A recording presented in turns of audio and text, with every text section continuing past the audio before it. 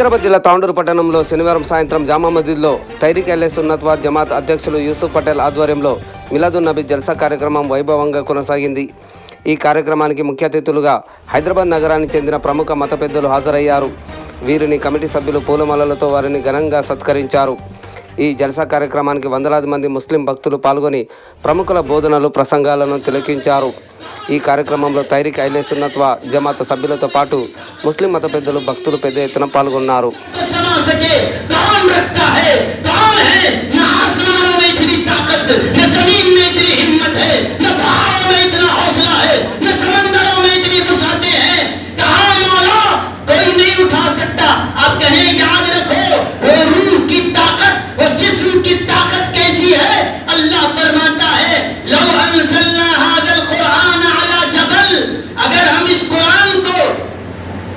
मजबूत पहाड़ पर उतारते कुरान का जलाल ये है कि अगर कुरान की आयत डायरेक्ट पहाड़ पे उतर जाए, कुरान के जलाल की वजह से पहाड़ रेजा रेजा हो जाएगा.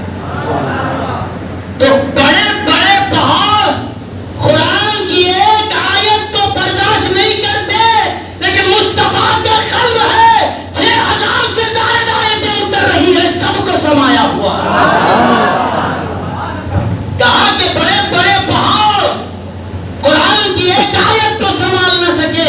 और ये कल्ब को वो हमने ताकतें दी है कि कुरान का कुरान उतर रहा है, सब अपने सीने में लिए हुए हैं.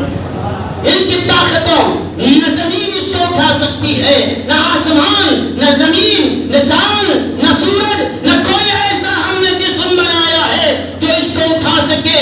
तो अब कहा फरिश्तों ने मौला, जब जमीन इसको संभाल न सके, आसमान इसको बर्दाश्त न कर सके, समंदर इसको उठा न सके, फरिश्ते इसका बोझ संभाल न सके, पहाड़ों में इतनी ताकत नहीं, तो आखिर रूह को तो निकाल लिया, रखे तो कहाँ रखे. तो रब ने फरमाया इस रूह को बर्दाश्त करने की ताकत उसी जिस्म मुस्तफा में है. जाओ जहां से रूह लाए थे उसी में वापस करके आ जाओ.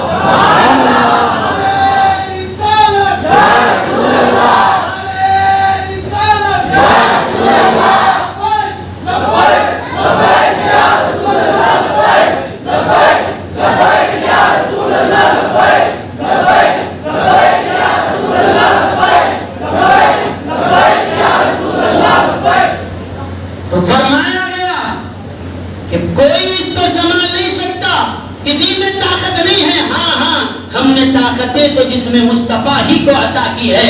इस रूह को कोई संभाल सकता है तो वही जिस्म है. कहा क्या करें, कहा जिस जिस्म से रूह निकाले हो उसी जिस्म में लाकर रख दो, क्योंकि हमने आलम मिसाल में कोई ऐसा मिसाल बनाया ही नहीं जहां रख सको.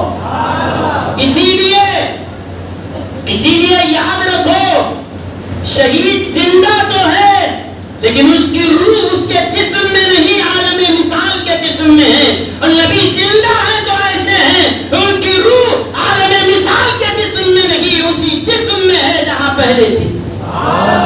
इसीलिए हम हयातुन नबी का अकीदा रखते हैं. हम कहते हैं कि नबी जिंदा है. कैसे जिंदा है? ऐसे जिंदा है जैसे मौत से पहले जिंदा थे, मौत के बाद भी वैसे ही जिंदा. और एक बात ये भी याद रखिए, कोई शख्स अगर मर जाए